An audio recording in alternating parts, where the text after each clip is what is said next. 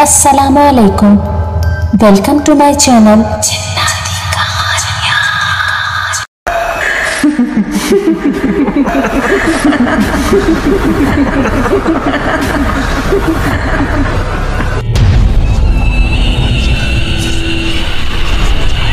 तमाम videos updates के लिए मेरे चैनल जिन्नाती कहानियाँ को सब्सक्राइब करके बेल नोटिफिकेशन को ऑन कर दें।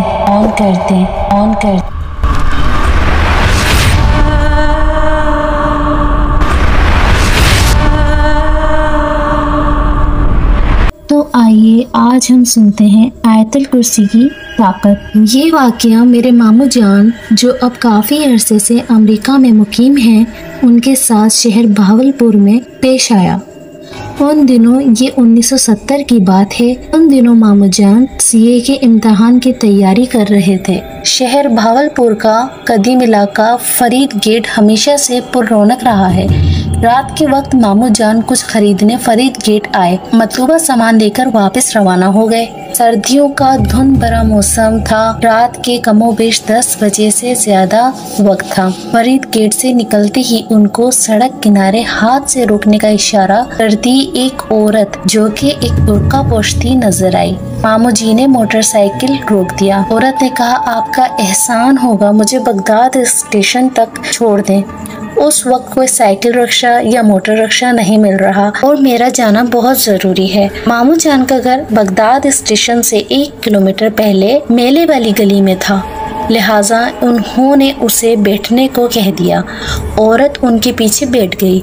5 मिनट के सफर के बाद मेले वाली गली आ गई। मामू जान ने उसको कहा, मेरा घर इस गली में है, मगर मैं आपको आगे घर तक छोड़ देता हूँ। औरत खामोश रही।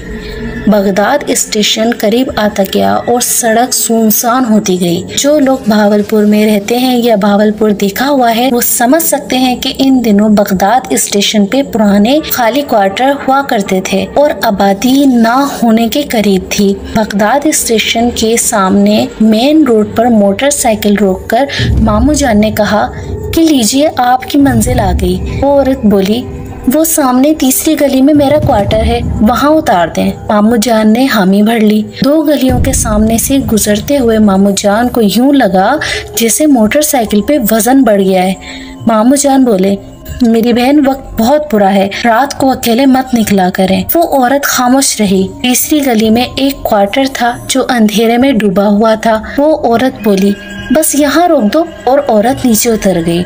मामू जान ने मोटरसाइकिल मोड़कर सलाम करके मोटरसाइकिल आगे बढ़ाना चाहिए, मगर यूं लगा जैसे मनोवजन पड़ गया हो। मोटरसाइकिल आगे बढ़ने का नाम न ले रही, हत्ता कि मोटरसाइकिल रुक गया।